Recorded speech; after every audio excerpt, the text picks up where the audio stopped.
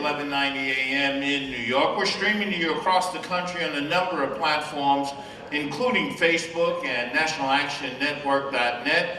We're live right here in the House of Justice, 106 West 145th Street. Call somebody. Tell them the action is on the air. The Reverend Dr. Al Sharpton is up in Buffalo with the families, but we are here.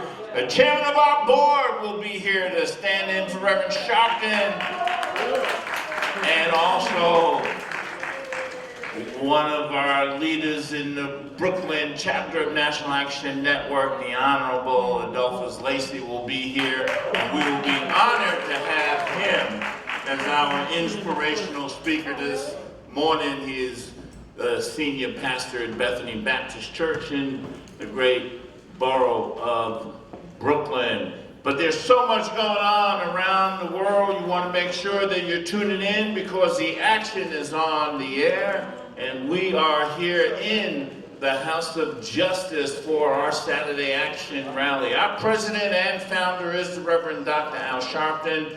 Chairman of our board is Reverend Dr. W. Franklin Richardson, senior pastor of Grace Baptist Church in Mount Vernon, New York. I'm Attorney Michael Hardy. We'll be with you throughout the broadcast of this morning. As I just said, the Reverend Adolphus Lacey, senior pastor of Bethany Baptist Church in Brooklyn, will be our inspirational speaker this morning. And the chairman of our board, senior pastor of Grace Baptist Church in Mount Vernon, New York, will be here in place of Reverend Sharpton this morning, holding us up today as the chairman does and all the work that he does with National Action Network and throughout the nation with churches across the country. We're going to be so pleased to have him with us today. Of course, if it's Saturday, our musical director, Minister Tyrone Richardson, is in the house. And if it's Saturday, you know, we're going to be going to our coordinator and liaison here at the National Action Network headquarters, our dear sister, Katrina Jefferson, and we're going to ask her and Kitty, what's on your mind? That's what she's going to want to, she's going to ask you what's on your mind because she wants to know what you're thinking about. There's so much happening around the world, across the country, in your own neighborhood, that there should be something that's on your mind that you want to share with Katrina. If you've not had an opportunity to share with her, you can still do so. You can email her at what'sonyourmind@nationalactionnetwork.net, or you can call 877-626-4651 and give her something that you want to let her know that you're thinking about. We continue to give our condolences and prayers to the families in upstate New York and in Texas. The sadness is almost too much to bear, particularly the children in Texas. But right now, brothers and sisters, we want to remind you that it is Saturday. This is the Action Rally. The Reverend Dr. Al Sharpton is in Buffalo. Our chairman of our board, Dr. W. Franklin Richardson, is here with us. So call somebody and tell them the action is on the air, and we are here at the House of Justice to bring you all that we do every Saturday. Hey, we want to remind everybody that the NAN Youth Huddle will not meet on Monday, May 30th. There will be a live mental health forum on our website, www.nationalactionnetwork.net, featuring the leaders of NAN and NAN Youth Huddle live on Memorial Day. Log on to our website at www.nationalactionnetwork.net for more information, or call at 877-626-4651. The NAN Youth Huddle experience will resume live at the House of Justice Auditorium on Monday, June 6th, beginning at 6 p.m. So please spread the word and get into the action with our youngest and brightest dreamers of today and leaders of tomorrow. For more information on the Youth Huddle experience, You can call us at 877-626-4651 or email nanYouthHuddle@gmail.com. Also, always remember that 5 p.m. on Saturday, 5 p.m. on Sunday, we want you to tune in to MSNBC's Politics Nation with Al Sharpton. That's Saturday at 5 p.m., Sunday at 5 p.m., MSNBC's Politics Nation with Al Sharpton. We want you to tune in. And of course, we want to thank all of you who participated in the May Legal Night. We want to thank all of the attorneys that participated. We thank you so much for your participation, particularly the attorneys who do it for free. But right now, brothers and sisters, Dr. Alvin Ponder is going to come and give you some additional information. Thank you, Attorney Harding. Good morning, brothers and sisters, friends and neighbors, and thank you for tuning in to another Saturday Action Rally with the National Action Network. Here's some information to keep you in the know. Biden's executive order, an important step. This week, Reverend Al Sharpton appeared at the White House and praised President Joe Biden's decision to issue an executive order on police reform. The announcement came on the 2-year anniversary of George Floyd's murder and demands greater accountability for police reform. The executive order, said Reverend Sharpton, quote, is an important step toward dealing with the issues of accountability and public safety. He added that, quote, we are glad President Biden took the initiative as we waited 2 years to see a national response to an egregious act. George Floyd woke us up, and we should not go back to sleep. The failure of the Senate to pass the George Floyd Justice and Policing Act, said Reverend Sharpton, this quote, is still something that we will never give up on, but an executive order will give us a step toward federal legislation and will set a tone in this nation that no one is above the law and that no one in our society or those charged to protect society should have their knees on our necks. 2 years ago, Reverend Sharpton delivered the eulogy at George Floyd's funeral, and the National Action Network organized around-the-clock protests, including a massive demonstration, I remember, in the nation's capital that drew more than 100,000 people in the nation's capital. The sustained activism ultimately led to the criminal convictions of the police officers who took Mr. Floyd's life. Reverend Sharpton said that now is the time for the nation to become, now is not the time for the nation to become complacent on the serious need for police reform. Reverend Sharpton said George Floyd woke us up, and we should not go back to sleep.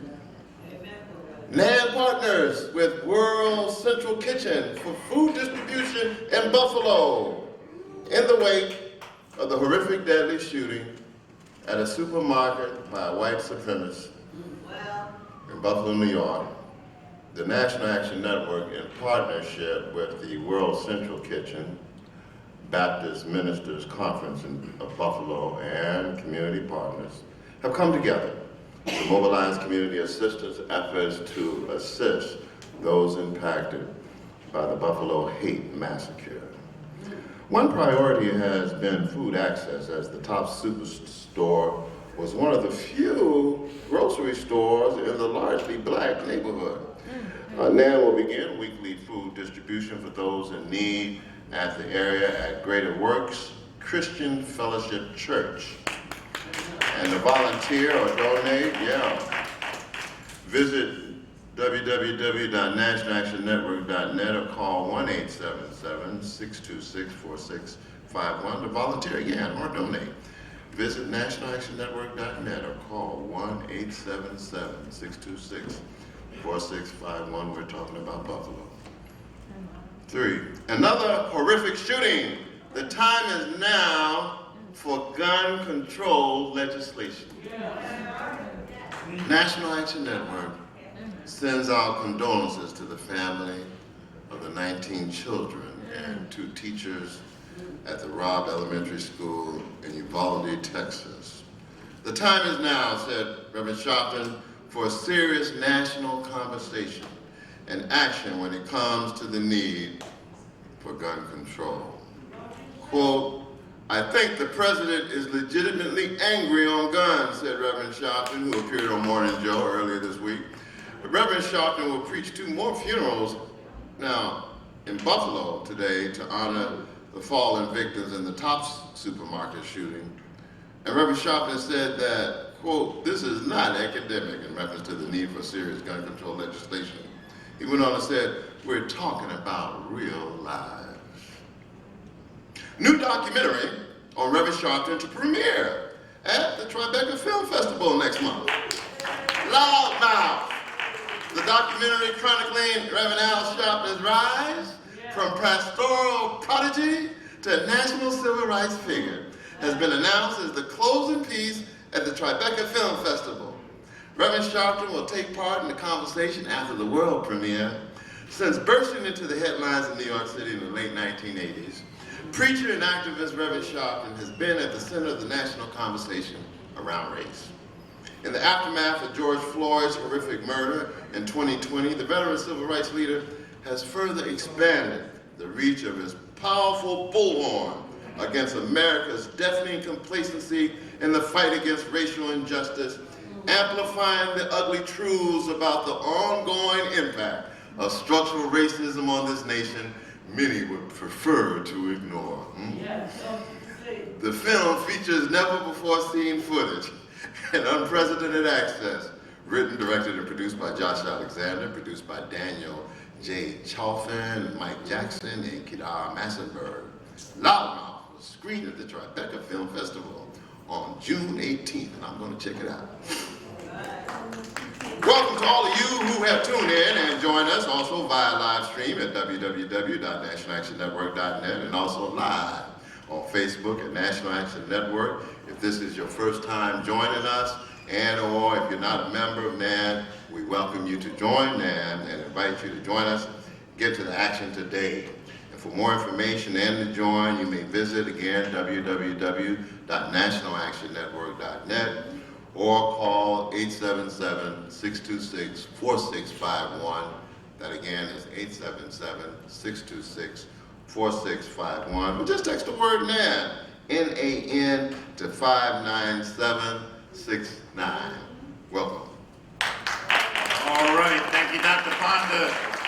Right now, brothers and sisters, our dear sister, Kadrina Jefferson, a coordinator here at National Action Network, also the liaison to the president of National Action Network, wants to know what's on your mind. Good morning, Katrina. Well, good morning, Attorney Hardy, and good morning to each and every one of you who are here live here at the House of Justice, to those that are listening by way of WLIB 1190 AM, and to those watching by way of our Facebook page and our website on live streaming. Welcome to another weekend's conversation of What's on Your Mind, where you, the community, you, the people, have the opportunity to interact with the National Action Network by emailing us at whatsonyourmind@nationalactionnetwork.net.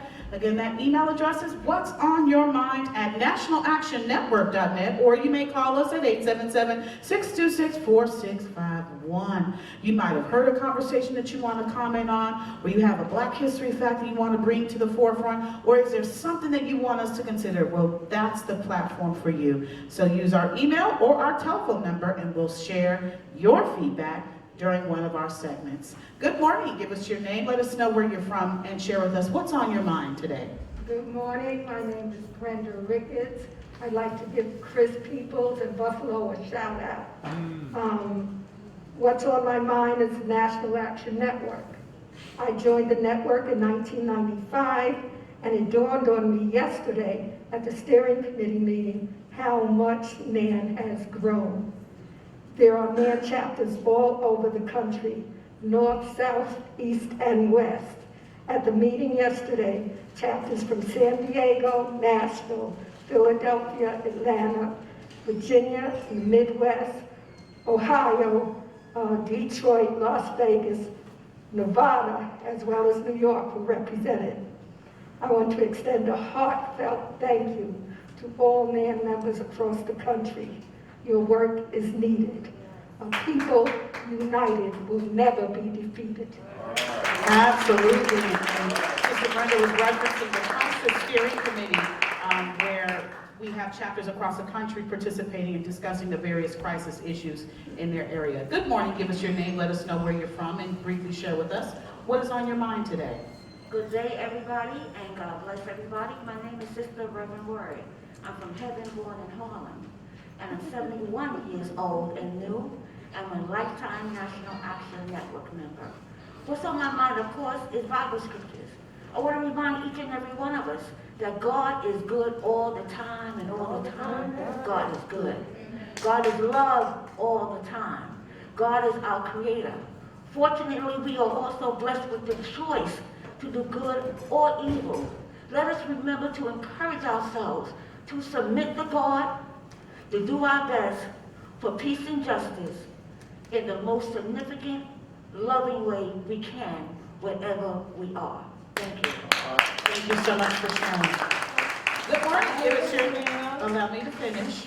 Good morning. Give us your name. Let us know where you're from, and briefly share with us what is on your mind today. Member Wanda, native New Yorker.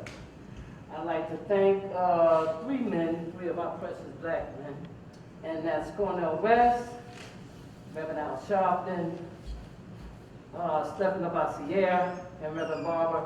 These are also men that do a lot on the front line for justice and peace. Also like to thank Dominic Sharpton for that wonderful way of doing the Keeping It Real. She's doing a wonderful job on that show. Telling you. Okay, this is basically for men. Men, testosterone. It's very hard to say, but that's something that deals with men. A lot of times men are dealing with anxiety, health issues, prostate cancer. That is one of the areas that keep a lot of men from losing weight, a lot of men from building muscle. You gotta take it seriously. No one would have thought at 30 years old a young man would have to go and get his prostate checked.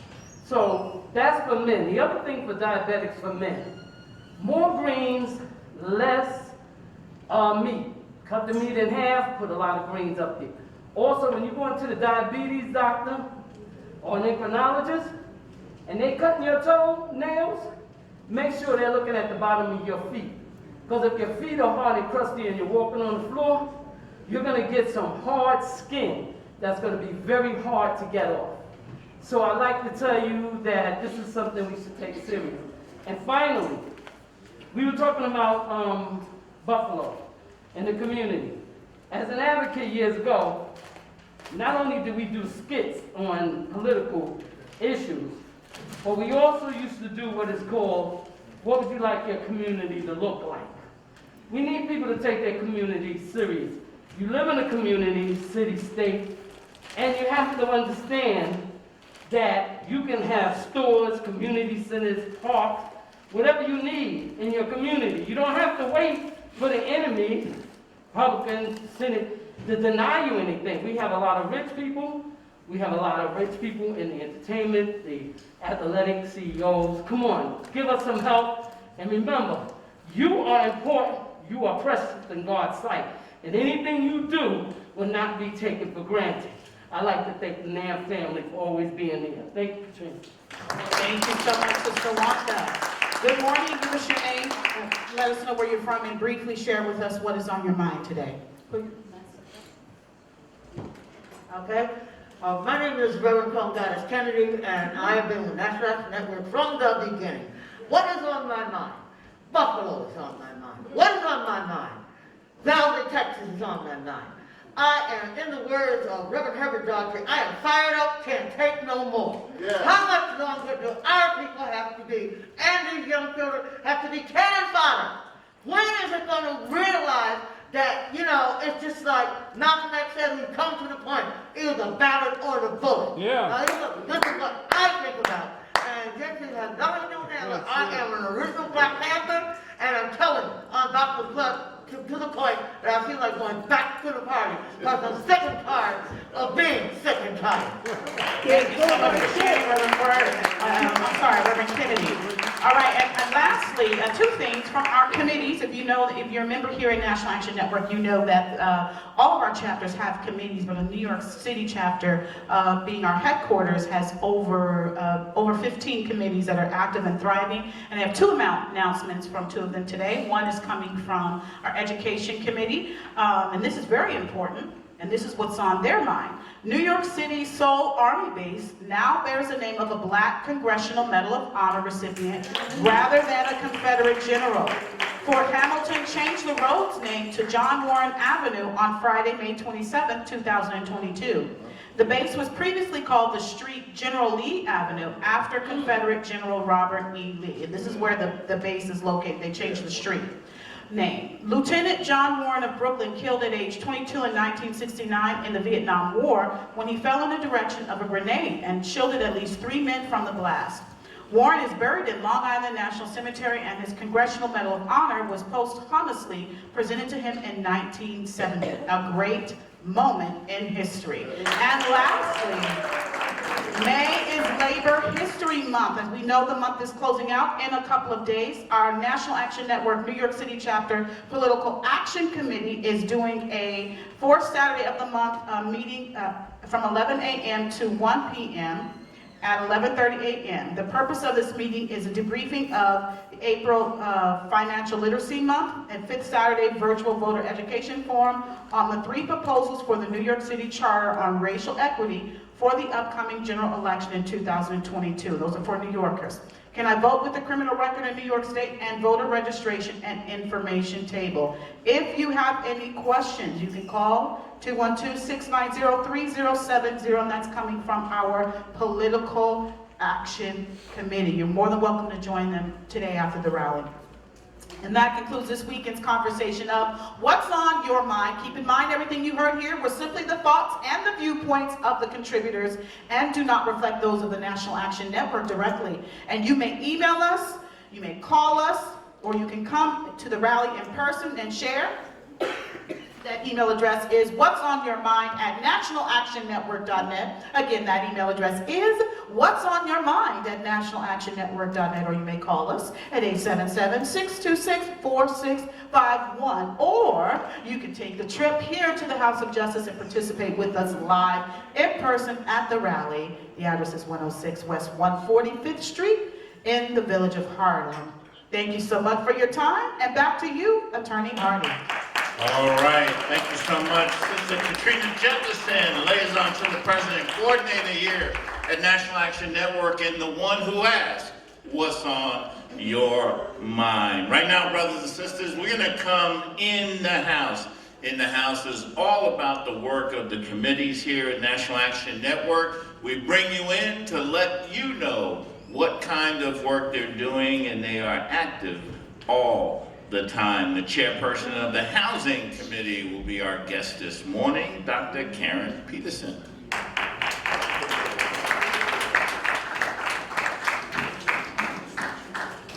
Thank you, Attorney Hardy, but I'm not a doctor. I just pretend to be one. Okay. Good morning, everyone. My name is Karen Peterson, and I am the chairperson of NAN's Housing Committee. Our email address is nanhousingcommittee@gmail.com, which is just one word. Our mission statement and Housing Committee vision is to assist families of low and moderate incomes in sustaining and providing stable housing, economic opportunity, and community investment. Some may ask a question, what current issues is your committee involved in or support to improve your community and advance the agenda of the organization? Some of our in-house activities include the Housing Committee as the first committee to complete a 4-week in-house training here at the House of Justice.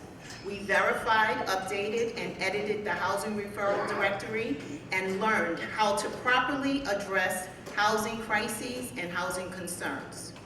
The Housing Committee met via Zoom with the chair of the Second Chance Committee, Mr. Victor Pate, and community organizer, Mr. Darren Mack, around the Freedom Agenda and the Fair Chance Housing Act.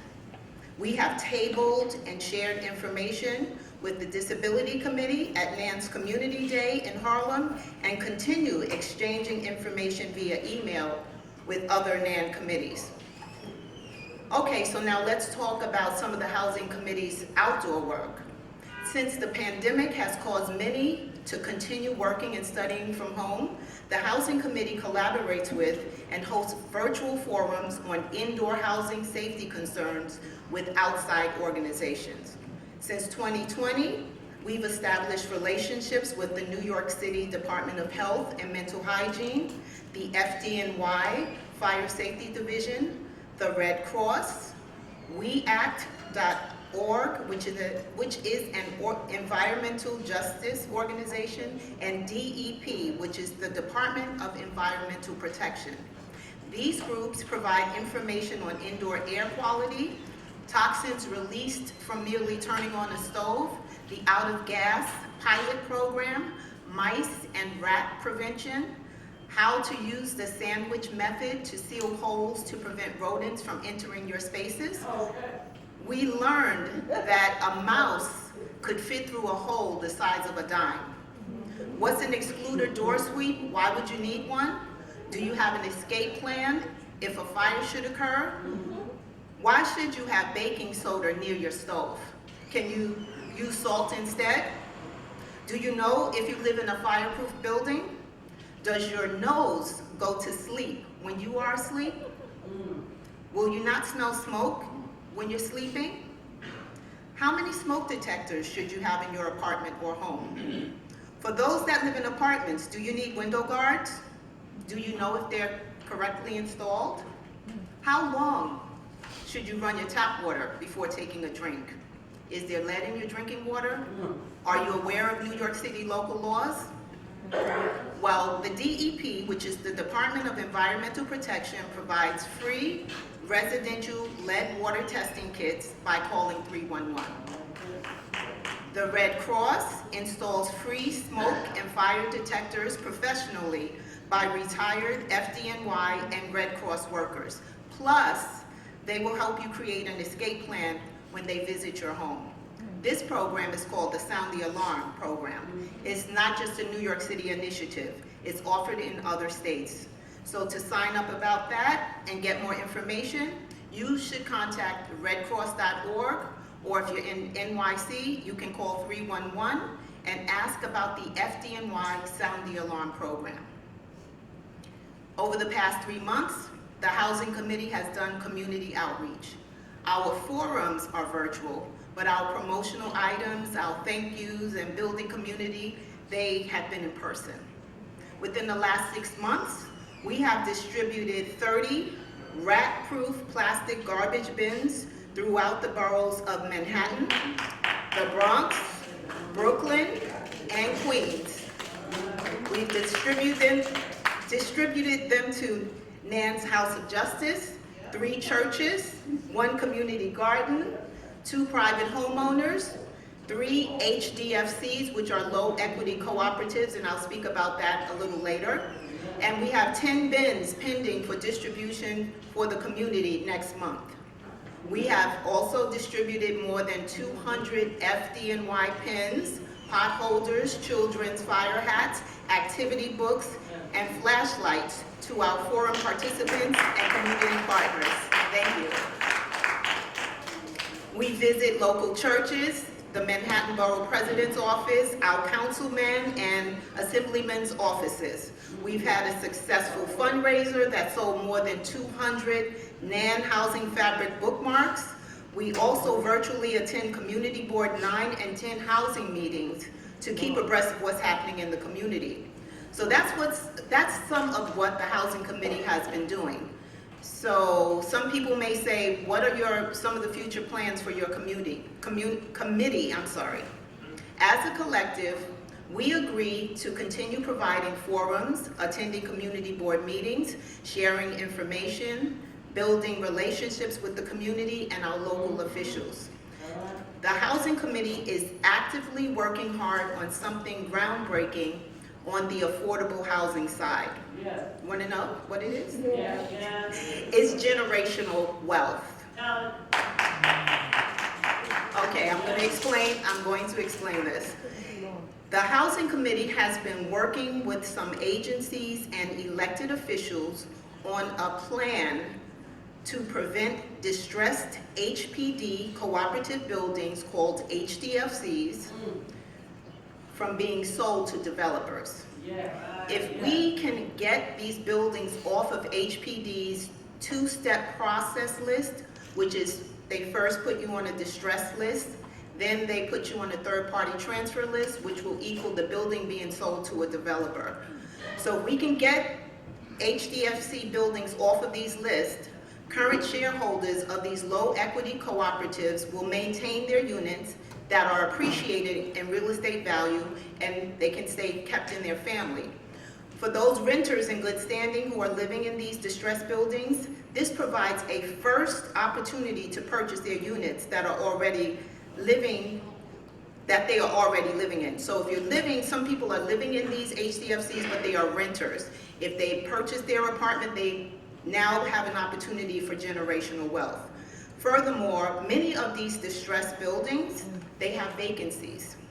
And that creates opportunities for those to purchase shares in a low equity cooperative, creating generational wealth.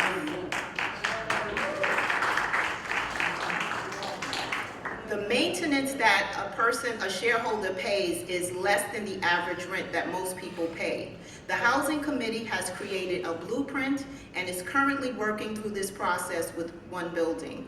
HDFCs and Mitchell Lama cooperatives are New York City's best kept secrets for home ownership. Now, in the meantime, 2 weeks ago, the Housing Committee shared information on what we deem as affordable housing for rent.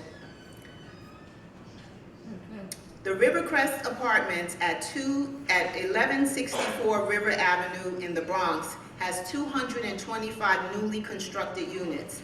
I'm just going to give you an example because the information is in the back for anyone who's interested. For studios, they have 20 units available, 9 units that will rent at $375 a month for one person. And the income criteria is $15,429 up to $28,000. That is located at 1164 River Avenue in the Bronx. The information is in the back. Okay, so I said we've made copies. This information should be on the information table. I know it's there because I put it there. In closing, do you care about any of what I said? Yes. Thank you. So if you want to be a part of this solution, you should become a NAN member, which will provide you with options. You can join more than one committee. But to join the Housing Committee, you must be a member of NAN and willing to make a 10 to 15 hour monthly commitment. Our committee meets via Zoom, usually on the second Tuesday of the month. You will assist and participate in promoting our events, adhere to monthly responsibilities, and be respectful to others, as we are a group of creative thinkers. Or if you want to learn more about what we do, see me today right after the rally. And for those who are listening on the radio or live streaming, please email us at nanhousingcommittee@gmail.com, or you can call 1-877-626-4651. On behalf of the Housing Committee, we appreciate your support and we wish you a safe and productive weekend. Thank you. All right, thank you, Karen Peterson, for your in the house on the Housing Committee here at National Action Network. Our musical director, Minister Tyrone Richardson. Like a ship that's tossed and driven at a mighty angry sea, with the storm like a raging, and the fury falls on me. I wonder what God has done that makes it rain so hard.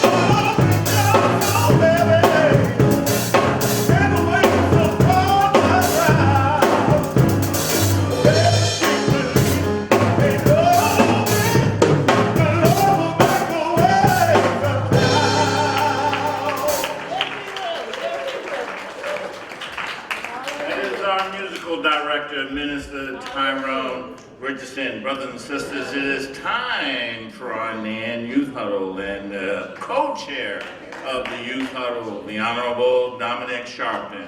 Good morning, everyone. I am Dominique Sharpton, and I'm speaking on the capacity today as the co-chair of National Action Network's Youth Huddle to remind you all about why it's important that we have a huddle and why you should be a part of it. Over the past couple of weeks, we have witnessed great tragedies overcoming our nation. Seniors being shot down in supermarkets in Buffalo, New York for no other reason other than because of the color of their skin. Babies being killed by guns in broad daylight in Texas while attending school trying to learn. And those at the hands of guns not even being 20 years old. There's something strange and sick about an 18-year-old legally carrying an assault rifle fully loaded in the middle of the day. There are young people in our nation who are crying out for love, for support, for guidance, for a sense of belonging, for hope, and for promise. Huddle stands for helping and uniting dreamers to develop, lead, and empower. And that is exactly what we have been doing every Monday since December of 2013. And we are certainly growing stronger every day. Some of the NAN leadership, myself and Ashley Sharpton, our chair of Huddle included, were headed to Buffalo, New York this week, where NAN kicked off a food distribution when we heard the news of what happened in Uvalde. I'm the mother of a 3-year-old, many of you are hearing him running around in here, who is in school, so this hit a little different. Our hearts certainly pour out to the families, the parents of those young people who were killed at Rob's Elementary School, to the teachers who were killed, to all those wounded, and to the survivors who are now mentally traumatized and whom will never ever be the same. I can't even imagine what I would do having received that call. We need to heal our nation. We need to protect our youth. Federal legislation on gun control can't take a backseat now. And the NRA is currently holding a convention right now in Texas, less than a week after this tragedy took place. There's something strange and sick about that. Regulations in cybersecurity can't take a back seat right now. Our young people engage, interact, learn, they're entertained, all on the internet, YouTube, social media, TikTok, video games. Parents, community, caretakers, you must be conscious and involved with what your children are watching and doing on the internet.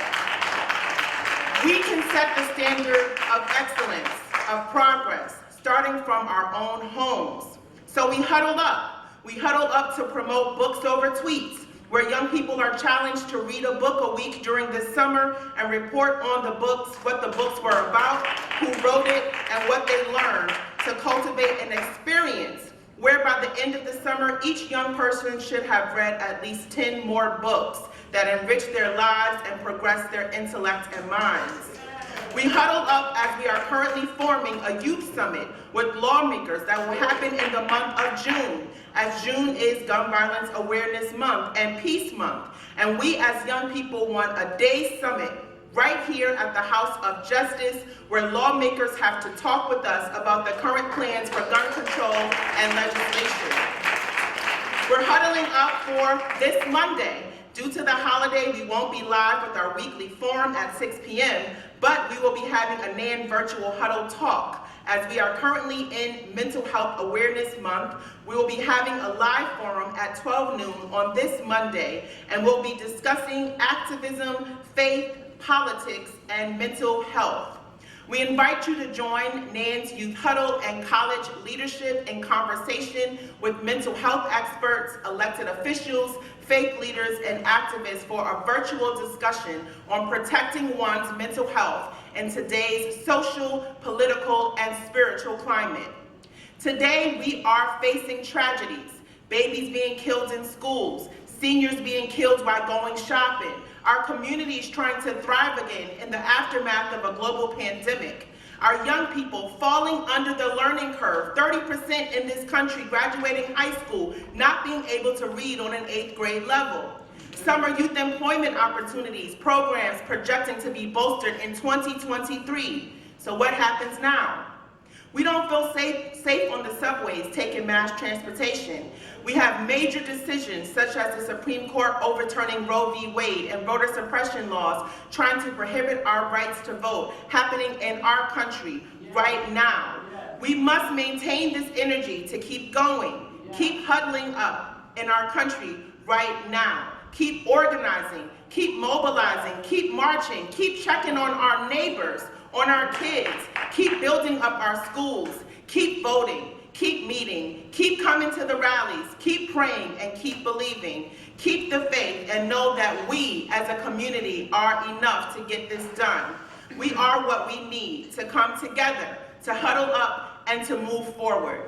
So we invite you and your young people to join us here live and in person every Monday here at the House of Justice Auditorium, 106 West 145th Street in the village of Harlem, and come and talk with us, work with us on making our community, our neighborhoods, our schools, the way we operate in our lives, how we think, the access to the resource and opportunities we have. Let us be involved together in making sure that we are getting and going after everything that we rightfully deserve. We will stand as young people to support the passage of the Women's Health Protection Act. We will stand as young people to make sure everyone has access to the ballot box to vote. We will also stand as young people to fight for access to attend the highest quality schools in this country because that's what we deserve. We will stand as young people to change the norm of fear of having encounters with police or facing mass terrorists who invade our schools and grocery stores with fully loaded assault weapons. We will stand as young people to fight for equal access to quality health care, raising the minimum wage, quality housing available for everyone, clean air, clean water, and forgiveness of excessive student loans that make it hardest for people to have an adequate quality of life in this country. We believe we can make a difference. So we huddle up for change, and we invite each and every one of you to join us to get this work done. Together, we rise. Thank you. All right, thank you for the youth huddle. Once again, our musical director, Minister Tyrone Richardson. Oh, the storm keep on raging in my life, and sometimes it's hard to tell the night from day. Still that hope that lies within, it's reassured as I keep my eyes upon the distant shore. I know he'll lead me safely to that blessed place. He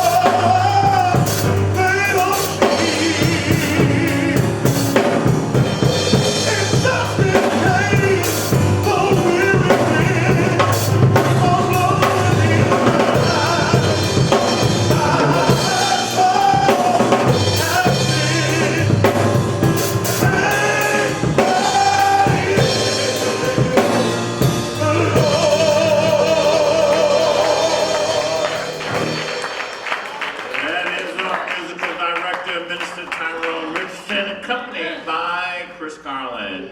Right now, brothers and sisters, it is our honor and privilege to have with us today for our inspirational word, the senior pastor of Bethany Baptist Church in the great borough of Brooklyn, the Honorable Reverend Adolphus Lacey.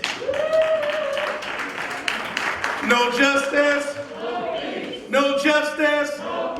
Good morning, everybody. Thank you, Attorney Harding, for that kind introduction, and to our leader, Reverend Sharpton, for this opportunity to always be able to come and share with you all. And even the chair is going to be here, my pastor, to be able to bring a word.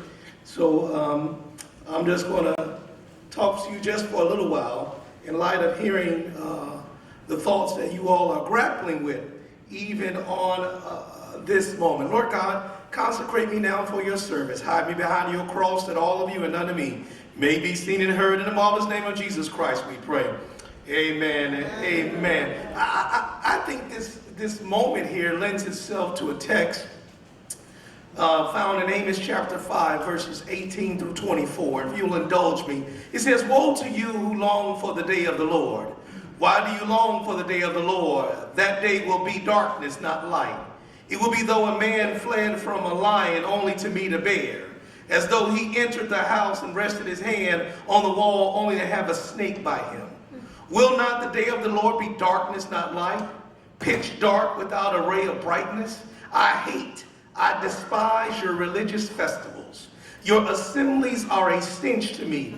Even though you bring me burnt offerings and grain offerings, I will not accept them.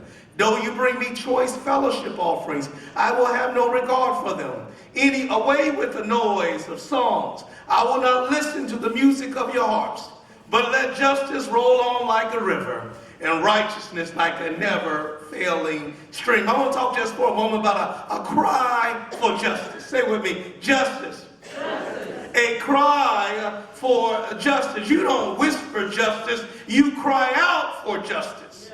We are now in the season of Easter in my tradition, a season of fulfillment, revealing who Christ is and what Christ came to do. And how appropriate it is, as we commemorate Memorial Day, to recognize those who paid the ultimate price.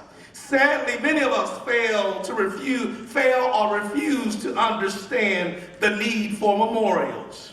The question needs to be asked, for we are so apt to forget the meaning behind memorials.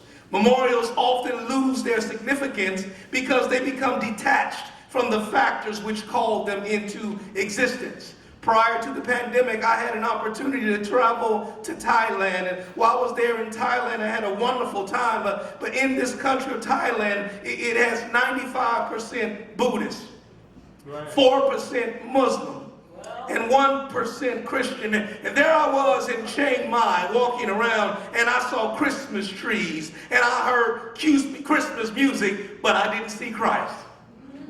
You didn't hear what I said. See, our world prefers to have the comfort of someone like Martin Luther King's oratory, but hate the harsh realities of his time. We remember the dream, but not the lament. They want our rhythm, but not our blues. In other words, now is the time for a lament. Now is the time for us to be able to cry. It is not common to be able to see death on display over and over again. See, these rash mass murders should not only be co-opted by acts of charity in lieu of cries for justice. Charity is good, but social justice is the best thing. Social justice eliminates the need for charity.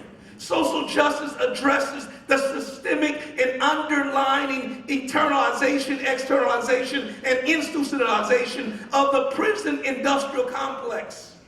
Militarism, imperialism, nihilism, classism, sexism, homophobia, xenophobia, and even idolatry of the celebrity of the pastor. On this liturgical calendar, tomorrow is the 7th Sunday of Easter. This is a Sunday of unity. Yet in the year of our Lord 2022, there seems to be very little unity. COVID is still here. and it is still real.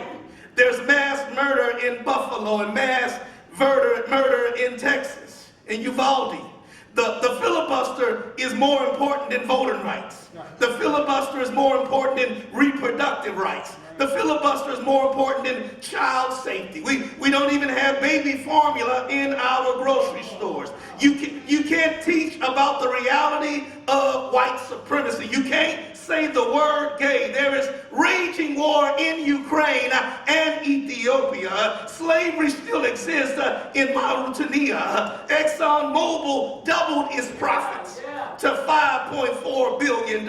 Chevron makes profits of $6.2 billion. Shell makes profits of $9.1 billion. And now it costs me to be here. It costs me $90 to fill up my car. 2010, U.S. billionaires were worth $1.6 trillion. Now in 2022, U.S. billionaires are worth $5 trillion.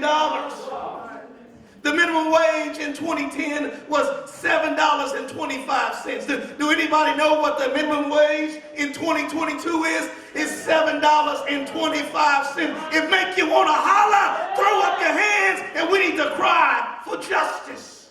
Here, we're called to cry loud and spare not, to speak truth to power and call out all forms of injustice, regardless of the price.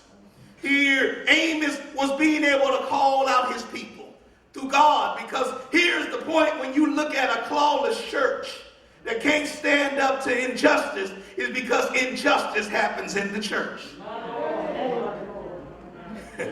You can't teach what you don't know, and you can't lead where you don't go. And here he is, he prophesied to the north but lived in the south. And he had a different message. His message was the righteousness of God and of social injustice. How we ought to deal with that. So we're going to cry for justice. That lets us know three things, and I will sit down. First of all, worship absent of justice is uninformed. You can't be in a church tomorrow morning or even today and ain't no preacher talking about justice. You can't be in a church and not have somebody not praying about justice. You can't be in a church and not have somebody singing about justice. See, worship absent of justice is uninformed. That's why he starts by saying, whoa. The young folk will tell you that it's not authentic. Somebody coming to church, when they say, whoa, that means they are unpleased, coming down like, whoa. I mean, it means I don't like what's going on because there is injustice. There is a lack of recognition, and that means you don't understand what God is. Yeah. Matthew chapter 25, God talks about when you done it to the least of these.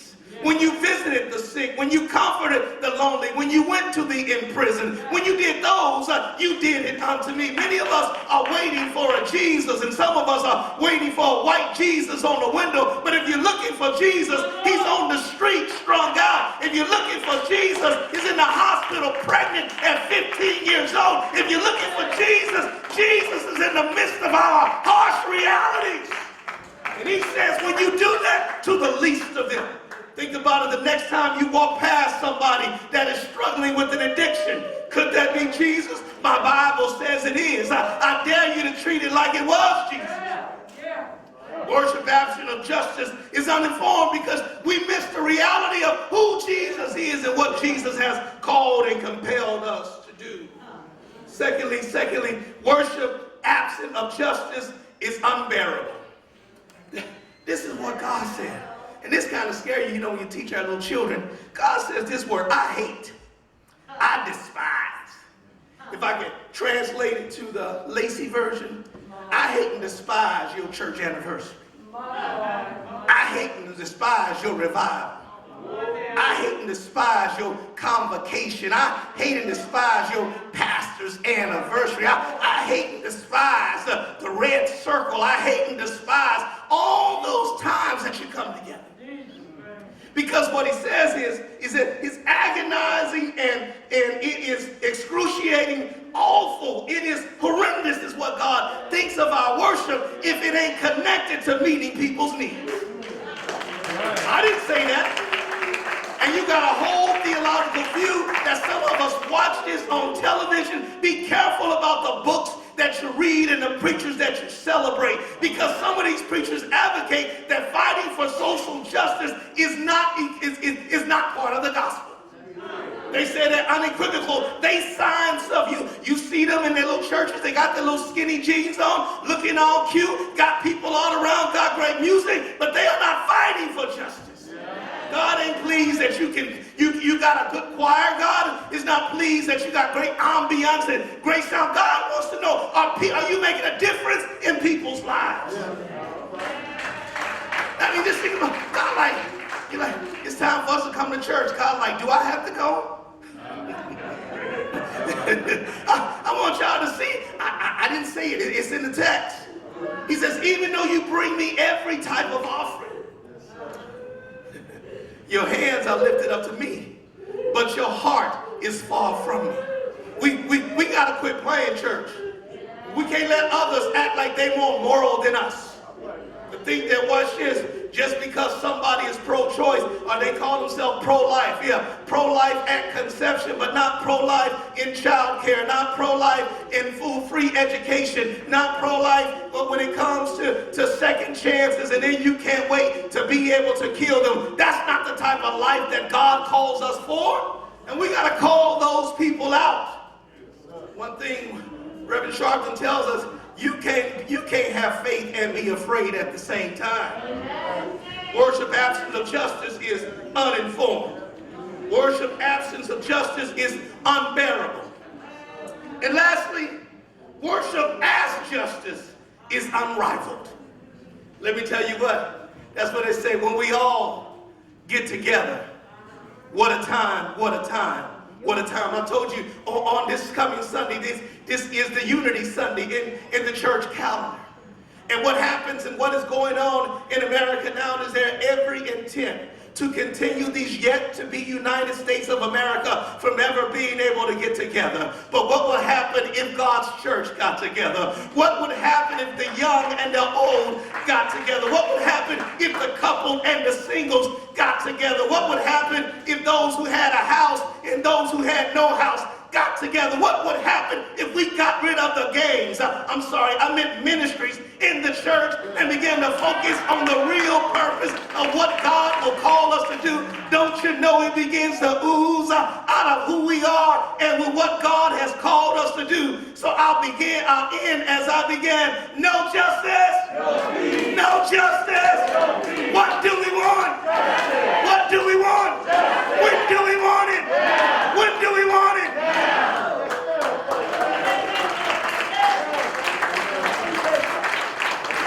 Change ensemble.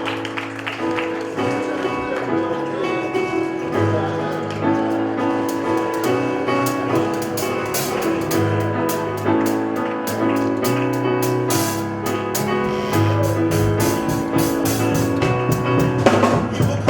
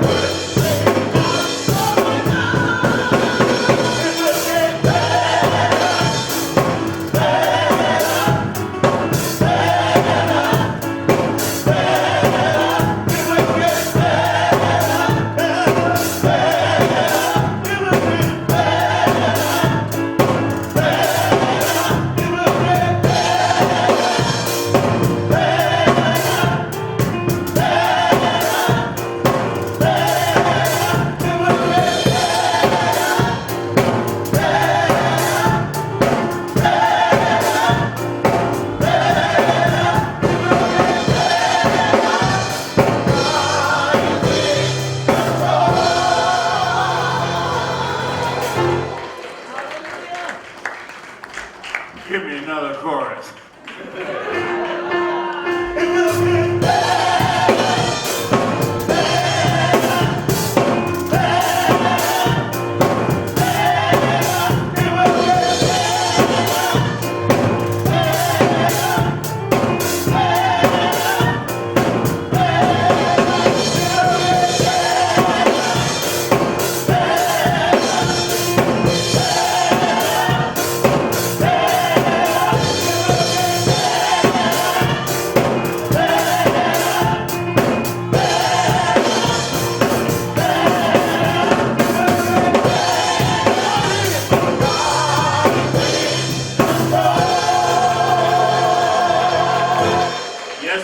Yes, indeed, the Change Ensemble, accompanied by Chris Garland and led under the direction of our musical director, Minister Tyrone Richardson.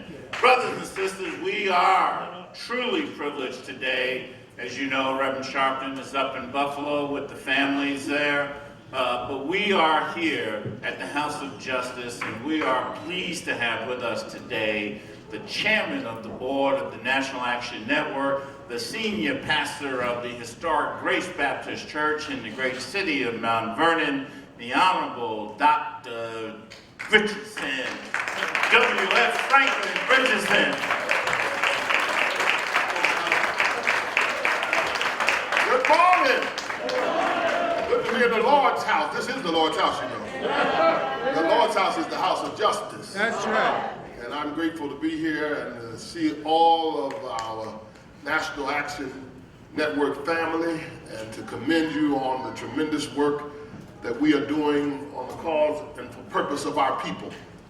I certainly want to celebrate our president in his absence, who is just extraordinary in his gift and determination and articulation on behalf of this condition of African American people in this country. His passion is carrying him all over the world. And this morning it is right that he is in Buffalo conducting 3 or 4 funerals of the 10 people who lost their lives this week. We all are deeply concerned about what is going on in our nation. I certainly want to say that I'm grateful for the leadership of our and support staff of the National Action Network. You know, leaders can't be what they ought to be without people who will hold up their arms. That's right. That's a biblical paradigm in where Moses, his arms, when he got tired, it took the team to keep his arms up so that the battle could go on. So I want to commend the extraordinary team that we have in the National Action Network. Certainly I want to celebrate Michael Harding, who is our general counsel. He has brought so much to this for his whole career has been dedicated to the liberation of our people and the emergence of the National Action Network and a loyal partner to President Sharpton. Thank you, Michael, for what you mean to us. Also to my son in ministry who is here.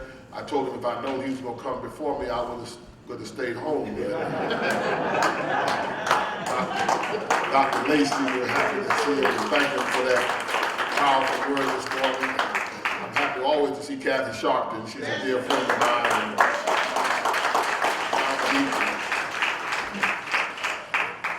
You know, it's a marvelous thing that we are on Impact Television. It's a grateful vehicle for us. I talked to the owner the other day, and National Action Network's show is the rising show in terms of viewership in the Impact Television Network. And we want Impact Television is reaching millions of people in our country today, and it is a black television network, and we've got to do all we can. We've got to do all we can to empower it. We've got to empower black institutions. We will not get liberation unless we have control of our destiny. That's right. And we have to have control of our story. Yes. We cannot allow other people to tell our story. We must tell our own story. Yes, sir. And I'm grateful for the Impact Television and all those entities that help get an accountable representation of African Americans through the country. I'm happy to see Dr. Ponder, who is a part of our church and who is a vice president of the network here in New York. And we're grateful for his presence, as well as our mother here.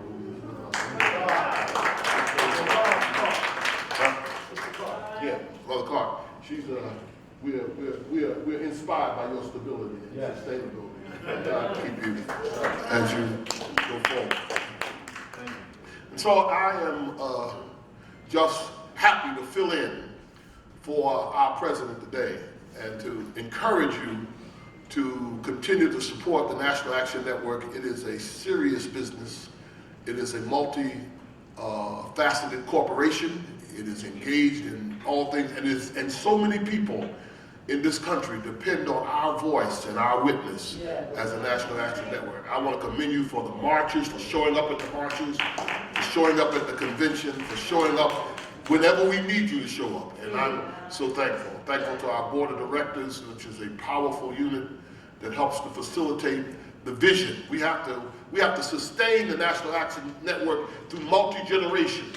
Right. This is we're not a pop-up. This is a continuous and it's persistent. We're good in bad days and good days. Yeah. We show up in the sunshine and the rain and the storm. And so I want to commend you and thank you. I'm delighted for now, I guess more than 15 years I have been chairman, and I'm delighted to serve the responsibility for the network. Thank you. We praise God for being here. So I want to begin. I'm wanting to talk to you this morning as we come to this important time in our nation's history. Let's join our hearts in a word of prayer as we begin. Gracious God, our mother and our Father, we thank you for ordering our steps into this space. And we ask now, God, that you might speak to us, that we might be encouraged, inspired, and empowered to go forth and bear witness to your claim for justice for all humanity. Bless us now in this powerful moment. Speak now through us. In your name we pray. Amen. Amen. As I considered the circumstance and the invitation, the context and the invitation of today's justice moment, this powerful rally that happens every Saturday here, rain or sunshine, I thought about the fact that we are in a difficult space, a space where the questions of how we continue to remain positive when there is so much negative around us. Well, how do we remain upbeat in the face of racial attacks that seek to turn back the clock and rob us of our achievements, to take away our sacrificed legacy of our forefathers and mothers who died, who hung in trees, strange fruit, whose backs were whipped, who dogs bit, and in order for us to be here today, we must not ever stand in a space like this and forget the legacy. Yes, sir. The legacy and our debt to that legacy. Yes, sir. That remembrance, that recollection of the debt that we owe to our forefathers and mothers who came before us ought to inspire us to do whatever we have to do to pass to the next generation a stronger, more capable, more intelligent, more financially able, more strategic generation in the future to come. That's right. And so we come here today with that kind of context where it seems as though racism is rising. Right. It's certainly rising in pockets of America. If it's not all of America, thank God it's not all of America. Thank God there is this interplay between the racists and those who want to stand for right and justice. Right. But the racist segment of America continues to haunt us. They are vigilant. They are systemic in their attempt to try to turn us away from the destiny that our forefathers and mothers had. And sometimes, you get despaired when you consider how these breaks of racism continue in the killing in Buffalo, in the racism that continues in the discrimination of opportunity and resources, distribution of resources, how we're still in this post-pandemic, the last to get hired and the first to be fired. Right. We are still in this post-pandemic. We were the worst ones going in. We were the worst people going into the pandemic because we were set up by the misfortune of a manipulated hospital health care system that denied African American people equality in care distribution. So we were set up. We were the worst going into the pandemic. We had to be most afflicted because we went into the pandemic with the handicap of more than 100 years of racial distribution of health care, marginalization and prison incarceration. All of that set us up to be more receptive. So it was no surprise that when we went in, we were the most victimized by the pandemic because we were the most ill-prepared for a pandemic circumstance and possibility. But we also were the worst coming out of the pandemic. We're the worst coming out of the pandemic because the pandemic damaged our self-esteem, caused us to be unsure of the future, put in us a sense of fear because it forces us to be in a place of despair, a place of frustration, and we now come out with the vestiges of deranged mental health and despair that is affecting our community. We might have fixed it in our arms with the vaccination, but we're not fixed it in our hearts and heads, the consequences of that experience. So we've got great challenges to face. A rising right wing, a manipulative right-wing Christianity that seeks to manipulate the biblical text against the oppressed, who seeks to make the gospel of Jesus Christ a custodian of white supremacy, who seeks to deposit their white supremacy theology into the black religion of our time.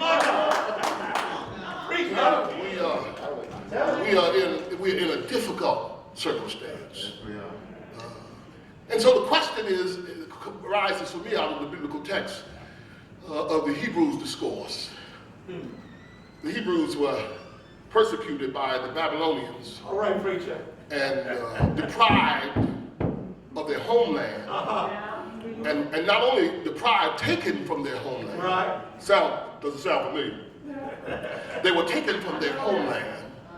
And the ones who were the strongest and the smartest were integrated into the Babylonian society and culture. Right. Caused to change their clothing. Yes. To change their religion. Yes. To change their tongue. Yes. To change their cultural factors like what they ate and how they dealt. They were deposited into an oppressed situation.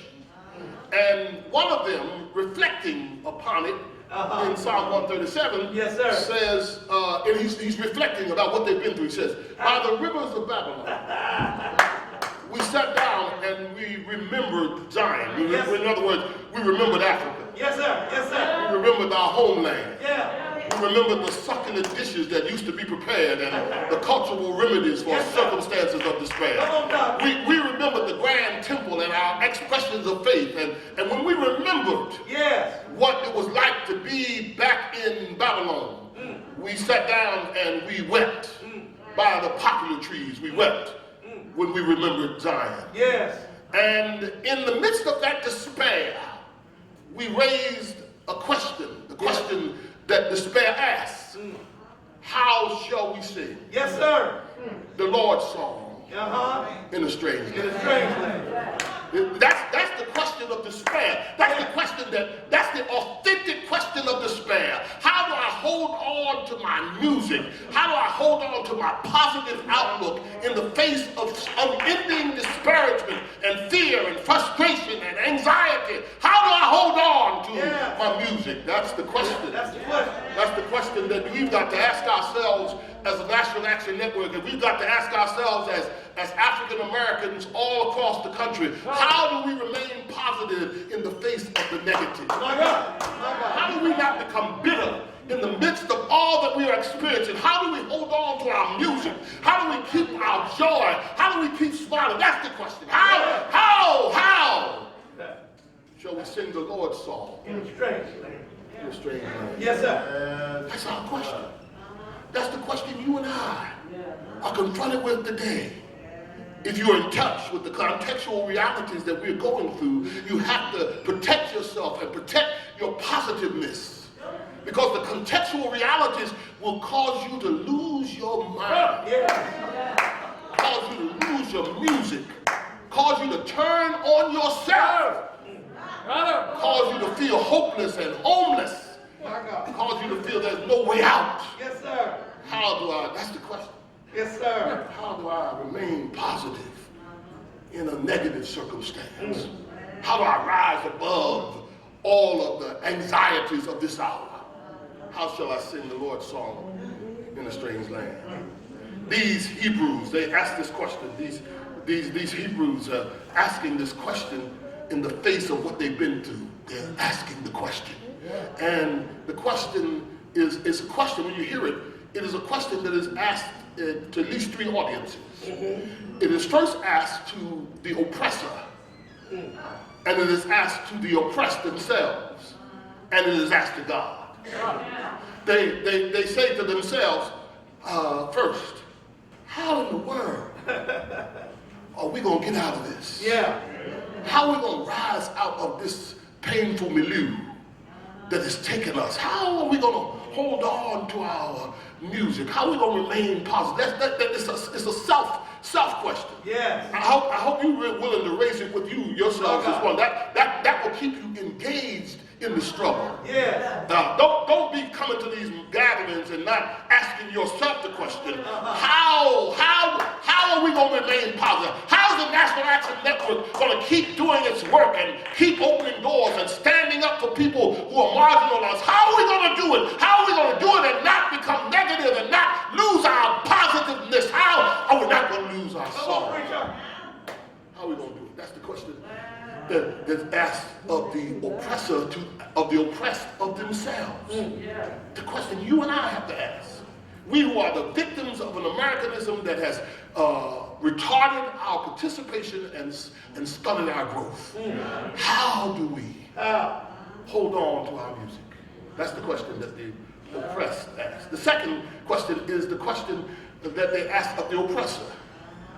How dare you bring us from our homeland, destroy our temples, destroy our practices, change our language, transform our cultural reality? How dare you bring us to your land and tell us to give you entertainment, to amuse you with the struggle songs that we have known? My God, hallelujah. How dare you?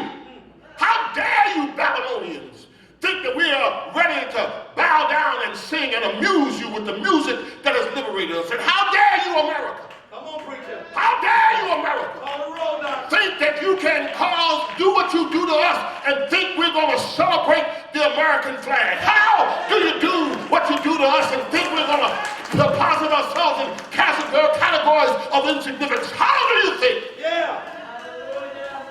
How you bring us here, give us second-class citizenship, make us work for less than others, define our reality by the color of our skin, and then want us to be happy and sing America the Beautiful. How hard is it to make a pledge allegiance to the flag of the United States of America in the face of an America that does not recognize your full humanity? How dare you? How dare you try to call and use us, manipulate us to be adversaries of an unjust system?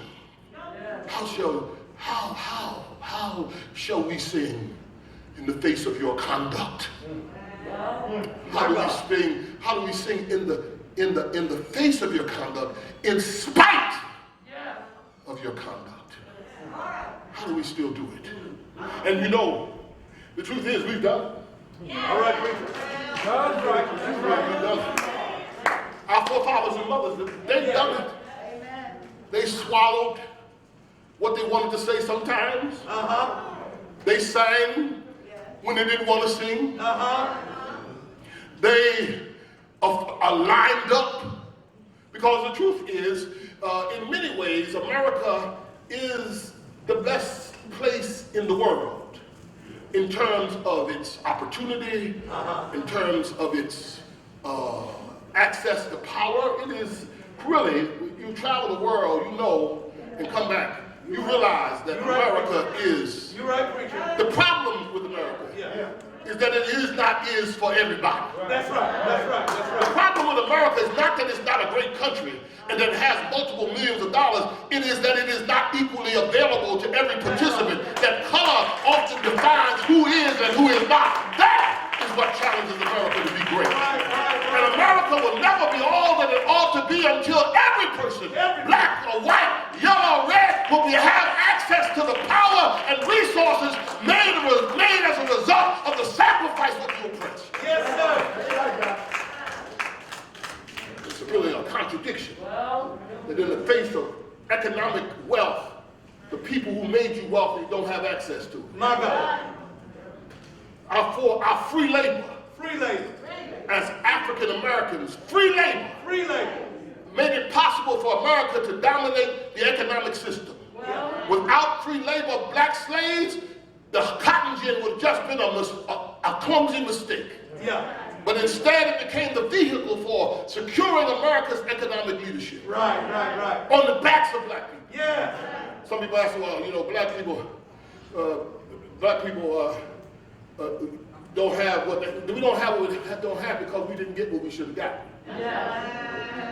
And what we should have got was kept from us. You see, the slave master, you see, when you plant, your agriculture, when you plant, you ought to reap what you plant. Right. When you invest, there ought to be return on your investment, ROI. Right. And black people have invested in America. We built the capitals. We built the roads. We built the railroads. We built the skyways. We sacrificed. But we did not get a return on our investment. And why not? Because the harvest makers kept all the harvest for themselves. They deprived us. And so we talk about old money. Old money. Old money is our money. Old money is the money that we did not get for the investment we put in. And America will never be right until it stands up and repairs the damage done by the manipulation of economic resources.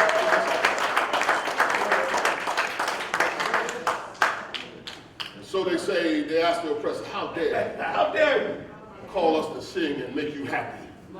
And you have manipulated our position into a circumstance of oppression. And then finally the question, and this is a hard question, is God, Yahweh, Allah, Jesus, God.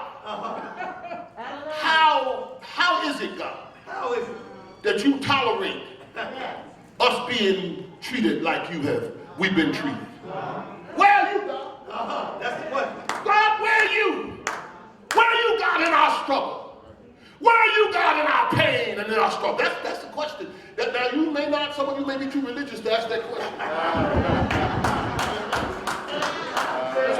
Some of you, the Holy Ghost may manipulate your tongue and keep you from asking the question. But God can handle your question. You don't have to be scared to ask God the question. Ask God the question. God, why? So the question, how shall we sing, is a question that is born of all of the circumstances of our reality. And so the response comes back, and it is a response I want to offer to you today. as we go out of here. The first thing I want to say to you is don't let your location or your situation obscure your destination. Yeah. Don't let what you're going through stop you from seeing where you're going to. All right. Do not let the enemies, don't let the enemies and the distractors take away your positiveness. Amen. That's one thing they couldn't understand. How our forefathers and mothers could remain positive in the midst of all that they were going through. I mean, from the very beginning of this country, they had the capacity to adjust to a circumstance that they could get more happiness out of their limitedness than the master got out of his abundance.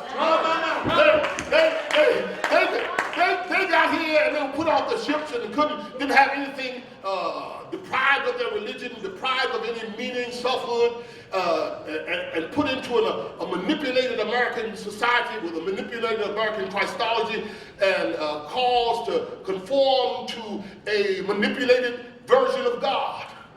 But when they got themselves together, they rush up in the evening in the ball hopper and they sing their own song. And they pray their own prayer. And they affirm their own God.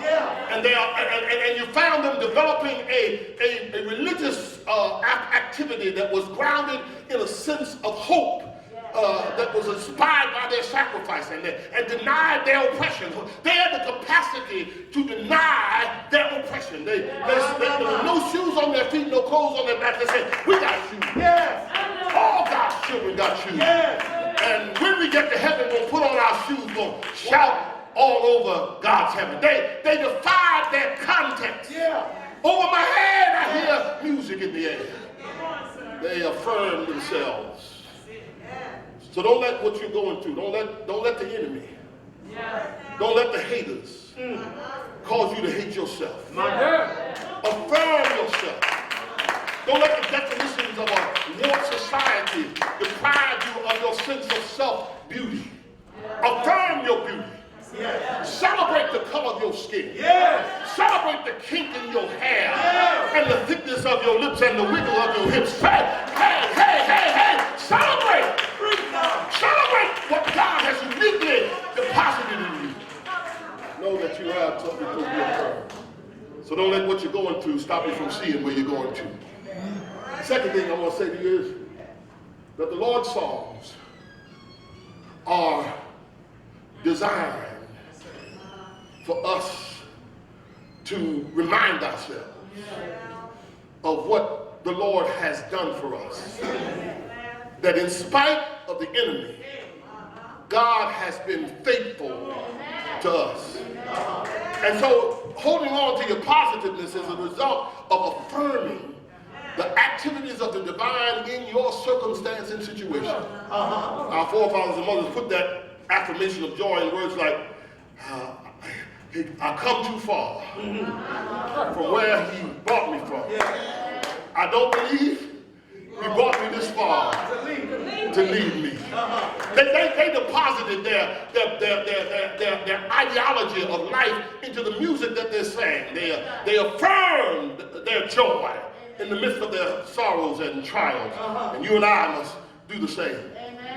The Lord's songs, finally, are designed to affirm our collective journey and to articulate our determination to reach our destination. Those Hebrews, they sang in the midst of their circumstances, affirming, and that the songs are the songs are written in the hymn books of the Psalms. The Psalms are the hymn books of the oppressed Hebrews. Right. In Babylonian captivity. The hymns. There were songs they sang. I will bless the Lord at all times. His praise will continually be in my mouth. They affirmed it. Got trouble, but I'm going to affirm God. I'm going to affirm God. Oh, magnify the Lord with me. And let us praise his name together. I sought the Lord. And he heard me and delivered me from my enemies. Oh, taste and see. Pay attention right now. Existentially. Oh, taste and see that the Lord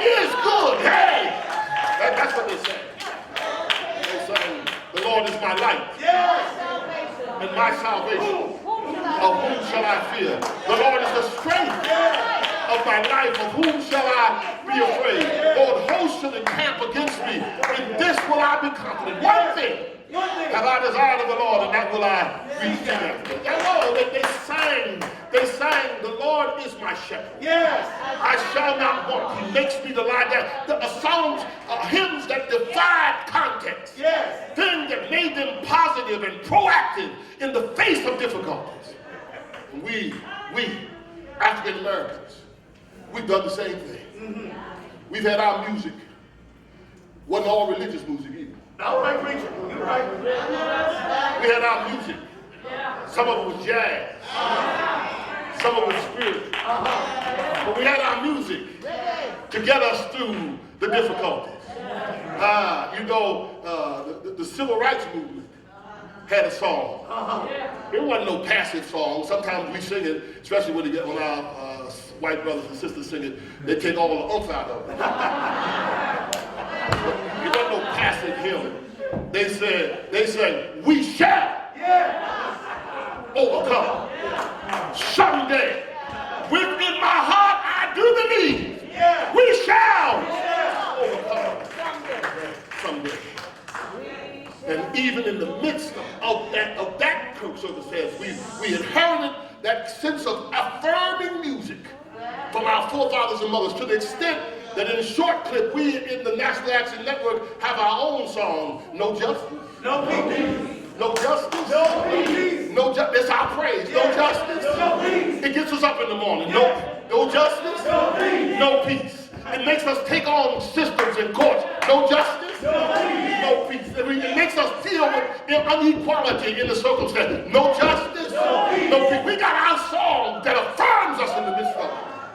I come out of the tradition of the church. And the great hymns that are sung in the church are born out of somebody's strange land situation. Yes.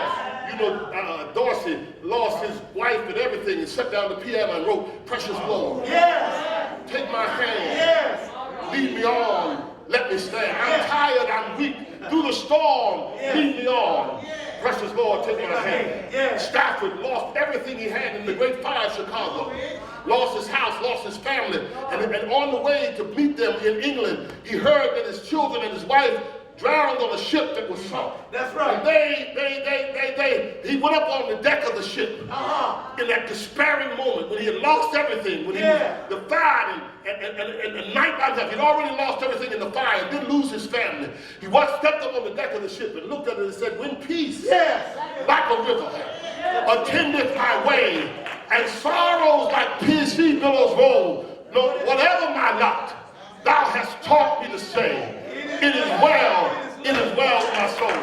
Fanny Crosby couldn't see the blind lady. What these words, blessed assurance.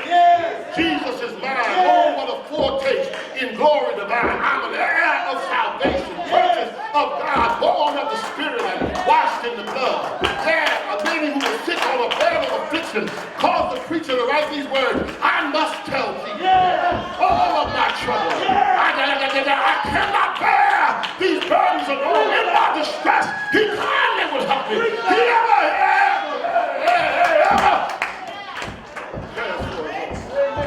Hold on to your music, National Action Network. Hold on to your positiveness. Sing your song. Sing your song when the people don't want to hear it. Sing your song. March. Sometimes singing is a form of protest. It's a way to affirm that you ain't getting to me. You're not making me mean. I'm going to sing. I'm going to affirm the goodness of God. Hallelujah. Hallelujah.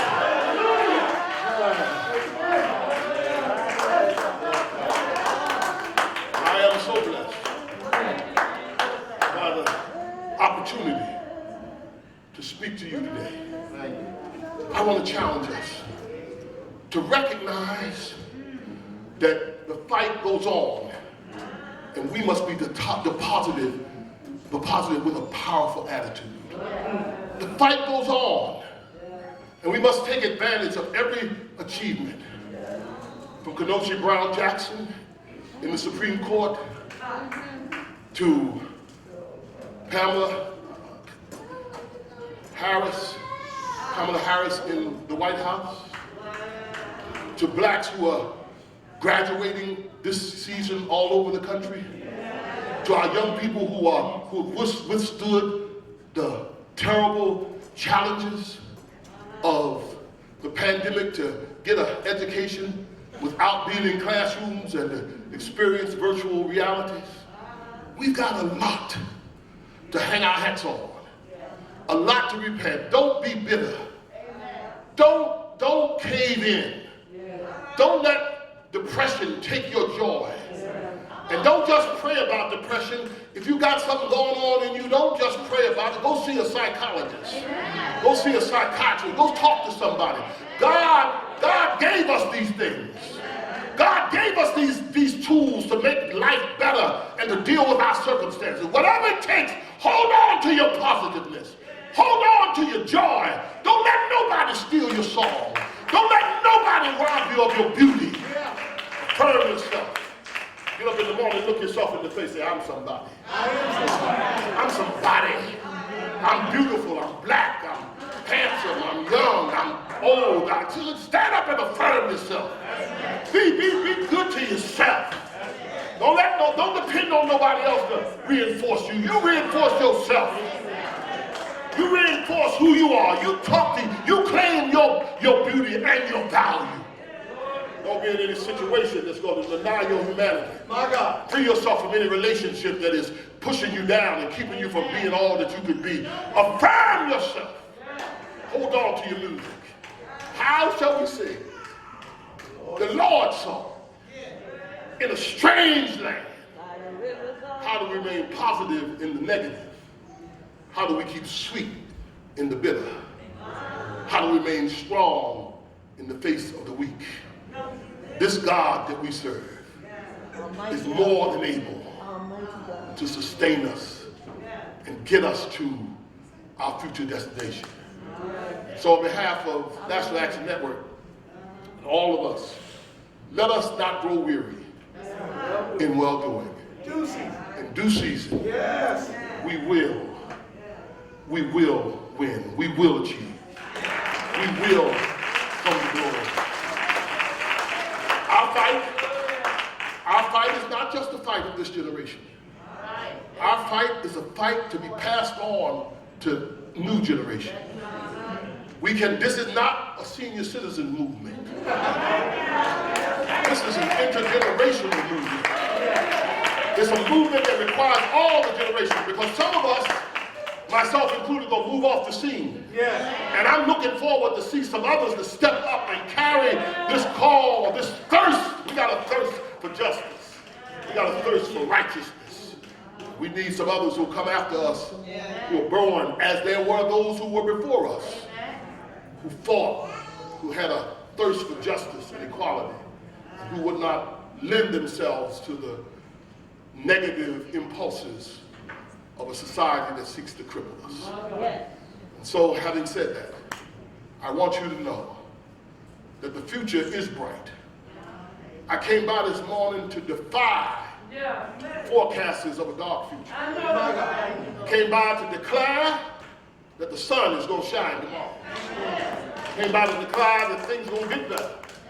But they will not get better without our participation, without our engagement. It will not be passive improvement.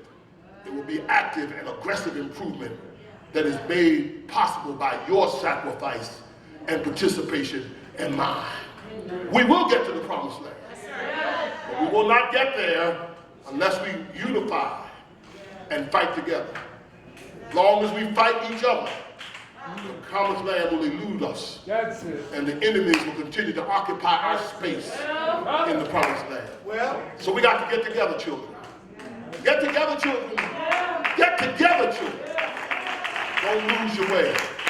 Hold on to each other. We'll get there. If we use what God has given us, we're some of the smartest people in the world. Don't let nobody fool you. We got stumbled by inferior education. But in spite of that, we got geniuses all around us who defied circumstance and context. We got geniuses all around us. We got people who are smart and dedicated like Al Sharpton. Geniuses all around us. Like Michael Hardy, like Dolphus Lacey, like Dominique, like Kathy. We got people who have used their energies to liberate us, like Jesse Jackson. Hosts of persons who have used themselves to help push us a little further towards our destination, which is the promised land. God bless you, and thank you for listening to me.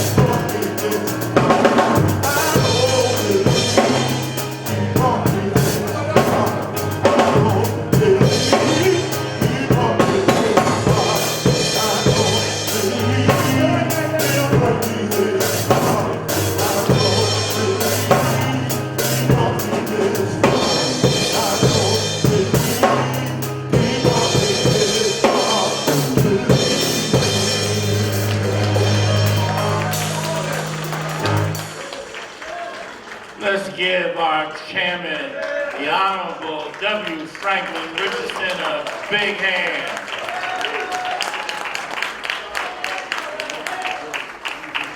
And of course, as he said, his son in the ministry, the Honorable Dr. Adolphus Lacey.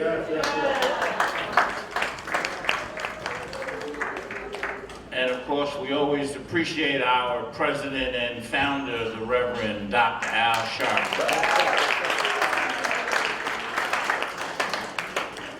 Now, we got to take all this in because that's why you're here on Saturdays. And a lot of people talk about a lot of things, but there ain't too many places you can go on Saturday and hear Dr. Richardson, hearing Adolphus Lacey, and know that there's a Reverend Al Sharpton coming right behind. Ain't too many places you can go for that. And that's the whole spirit of what Dr. Richardson was telling us, what Dr. Lacey was telling us, and what Dr. Sharpton tells us every day. We have to take value in where we've come from and where we're going. And it is not an easy road. When you look at all of the difficulties, as Dr. Richardson said, every day you walk down the street, you see the flag.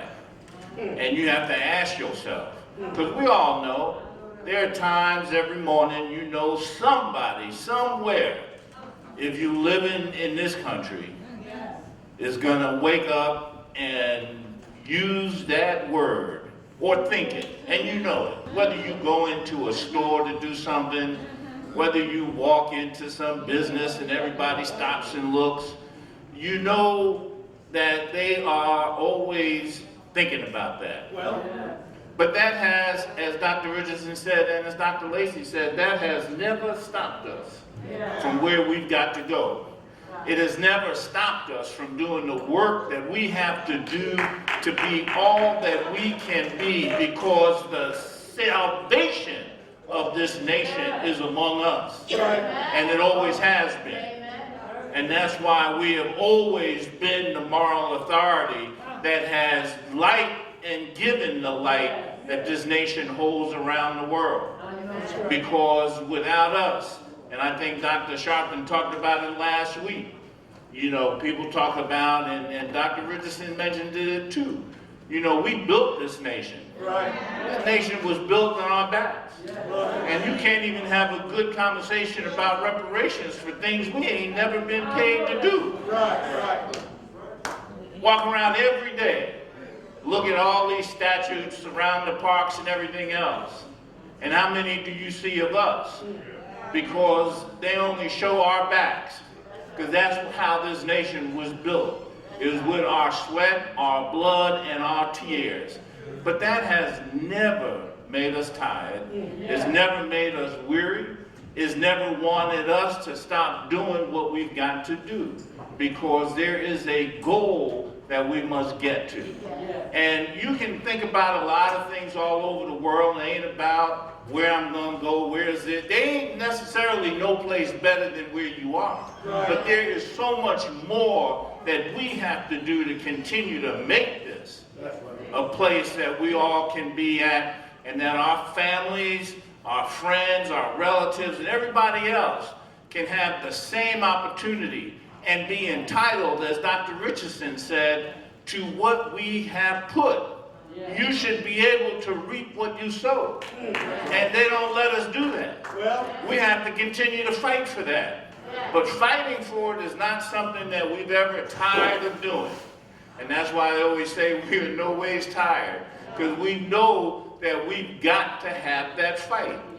And if you look at what happened in Buffalo, if you look at what's happening in Texas, if you think about the battles that are going to be coming up in Georgia, Georgia was the turning point that turned us away from a Donald Trump. And it brought us to an opportunity. Didn't necessarily deliver us to Biden. It brought us to an opportunity. And it's given us 4 years to say that there is something that we can do as a people, and particularly in Georgia, to make sure that we can put this nation on a new path. Because we have to think about what happens if we don't deliver in Georgia. It's been hard enough. Reverend Sharpton was down in Washington the other day, where the president had to sign an executive order with policing. We brought over 200,000 people to Washington, D.C. in 2020. Brought another 100,000 to Washington in 2021. And in 2022, we still could not get the Congress and the Senate to pass the George Floyd Justice in Policing Act. So our fight is never done. And that's why we can't stop, because we are entitled to have justice. We are entitled to know that when we walk out a door, that we are not going to be treated and mistreated in a way that nobody else can be. You even have to wonder in Texas, all they talk about, and then you see two 18 years old, one in Buffalo and one in Texas, do what they do. And you talk about profiling. Maybe we profiling the wrong people in this country. They profile us every day. Maybe they profiling the wrong people.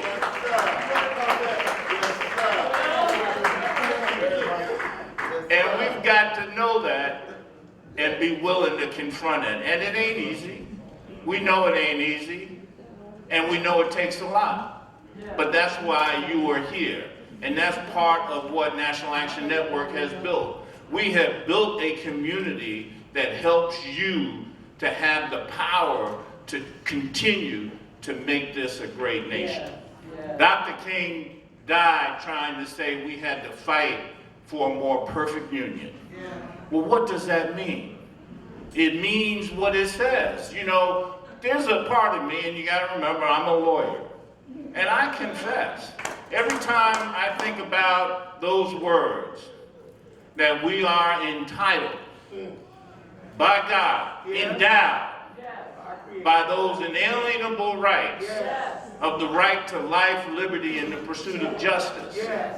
You can't do that if you don't build an environment for that.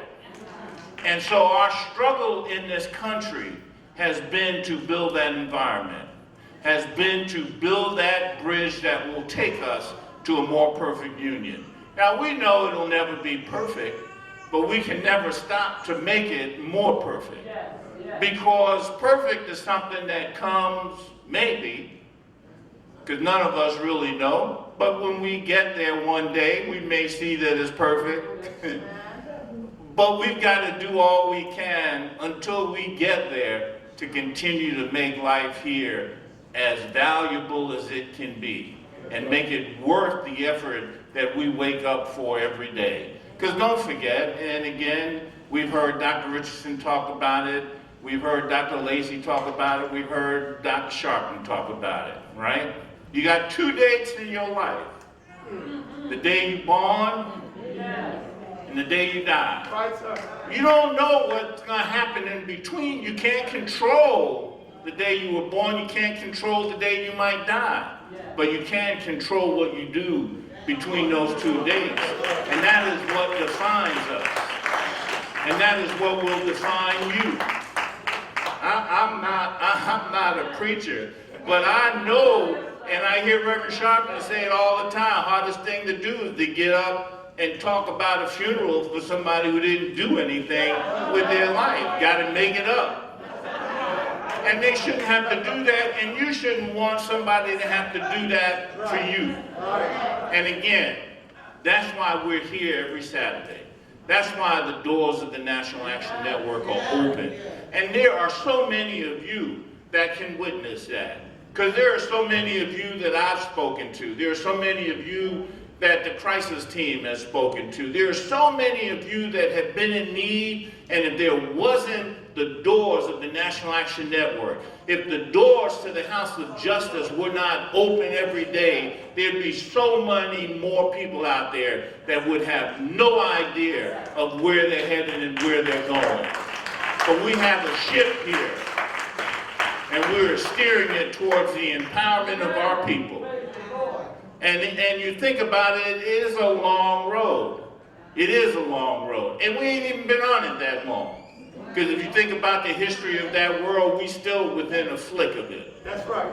But God has given us the opportunity to make a statement. Yes. God has given us an opportunity to show that we are worthy of everything that He or she has done to make us be here and to give us life, to let us breathe, to let us see, to let us have the power to make a choice to do something. And what we do with those choices are important. Because at the end of the day, you want to be able to look around and know that we did not waste our time. And there are those that do, and they come and go. But there are pillars and marks that we always follow in this world, and we have to continue to do it. And we have to thank Dr. Richardson. We have to thank Dr. Lacey. We have to thank Dr. Sharpton for all that they do, because they lead us on a road that we know will bring us empowerment. If we take it honestly, if we dedicate ourselves to it, and if we do the work to make it real, to make it happen. And that's why we always say, as Dr. Richardson just told us, no justice, no peace. No peace. No justice, no peace. No justice, no peace. No justice, amen. Everybody say, everybody say, everybody say,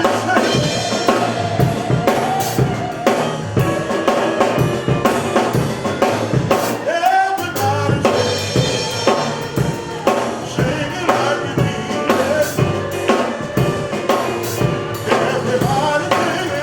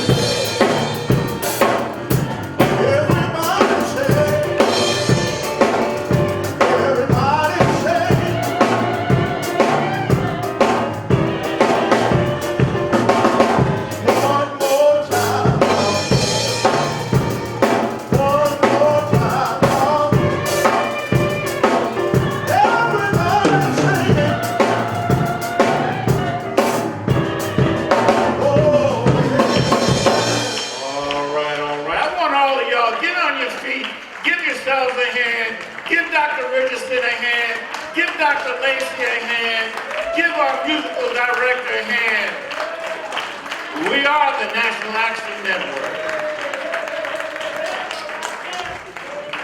All right. Now, we got something really good for you today. We will bring up our new members, but before we do that, and before y'all get out of here, I want to bring both Dr. Lacey and Dr. Richardson back. You know why? Because we here tried to free you, and we know that you are carrying around slaveholders in your pocket, and we're getting ready to take some of them right now, and they will help us to take your slave masters and put them to some good use. All right, thank you. Didn't Michael do a good job at the end of the thing? Man, give him some love. Ashley, you're right on the front line. I appreciate you, Ashley. God bless you. Well, Richardson, you moved them keys, Doctor. And you got a great voice, too. Now let me tell you, we can't finish this off without doing real big things. I want everybody, Spirit just told me that I need to give another 100. Because inflation has got us, Inflation, I know it got you. It's got all of us. So I want you to give as much as you can. I'm going to start with $200. See, Lacey going to follow me. $200. And I want, thank you, Lacey, for $200. Anybody else got $200? I don't want to hold you back. I want to stimulate you. I want to inspire you. I want you to own God and own grace. And let God, you want God to be indebted to you. You don't want God to be paid up when you're concerned. It's $100 right here. From the Welcome Committee. And from the Garden. Hey. Anonymous $100, all right? All right, some more anonymous $100 is out there. Come on up here now. Come on, bring your $100. Put your name on it. Put your name on it. Call your name. Come on. Let the world know you're in here with us today. God bless you. God bless you, Brother Gilchrist. God bless you. Rodney, $100. Rodney Jones. Hey, man. Brother Roberts, $100. Come on. We can do this. We can do this. This ought not be hard. We can. Brother Wayne. Amen. We can't talk the talk and don't walk the walk. Yeah. When I was at the National Baptist Convention, Dr. Jim used to say, you can't sit high and pay low. Come on now. Come on. Let's get some more $100 out here. Come on. $100. Come on. More 100. All right. Now I'm going to go to 50s. Come on, $50. Ah, boy, I know it'll be a flood of 50s. I mean, everybody come on here. $50. Come on. But David, God bless you, man. 50. Come on, 50. 50. Come on. God bless you, George. Yes, sir. And a member of the board of trustees, board of directors. National Action Network. Amen. Come on, somebody else. $50. Come on. All right. Minister Carolyn, thank you. Thank you, Mr. Carolyn. God bless you. Anybody else got $100? Come on. $50. I forgot I had come down. You know. $50. All right, I know you're ready for me to call your number. This got to be your number. I'm going to call. $20. Come on. That's right. God bless you. $20 or more. Come on. $20 or more. 25, 35, 40. 25, $20 or more. Come on. God bless you, my sister. Thank you. $20 or more. Come on. This is the best part of giving. Mother Kennedy, bless you, girl. Go ahead. 83 years old. Still on the battlefield. Come on. Anybody else got 20? Go ahead, Kathy.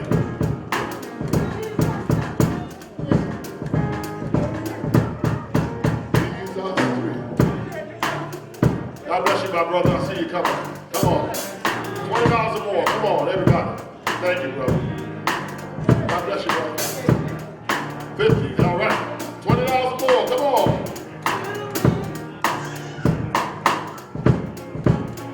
Freedom ain't free. All right, everybody. I say let everybody come. $1, $5, 50 cents. Come on.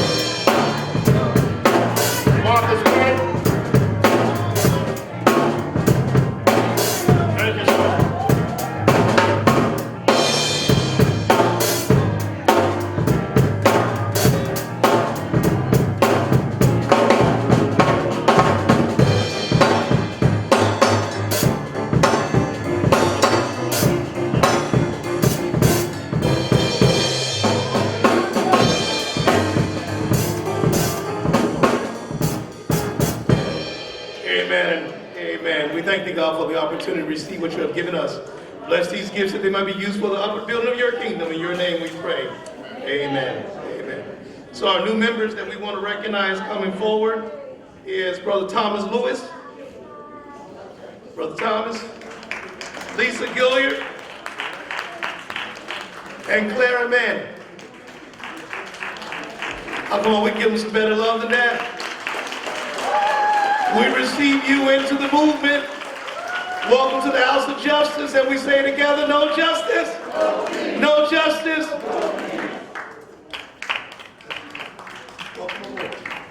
All right, let's give them all a big hand. And you know, now that they're members, they are fully members of the National Action Network. They will be advised by the membership committee that they can become a part of any committee. And if there's not a committee that they think is doing what they are interested in doing, then they will be able to form a committee and build it. That's what we do here at National Action Network. Let's give our new members a big hand. All right, brothers and sisters, give yourselves a big hand and get on your feet. While you're at it, it has been a tremendous morning. We thank our founder and president, who is ministering to the families up in Buffalo. I believe the mayor and the vice president of the United States is with them today. We also continue to pray for the families in Texas, and we pray for all of you. And so we're going to go out of here. Once again, let's give a hand to our chairman of the board, the Reverend Dr. W. Franklin Richardson, and also the Reverend Dr. Adolphus Lacey. Bethany in the house today.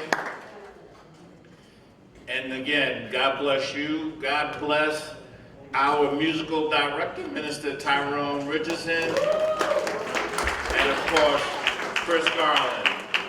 All right. Repeat after me. We're an African people, robbed from our homeland, robbed of our name, our language, our family, our self-respect. But we shall rise, never to fall again. Up you, mighty race.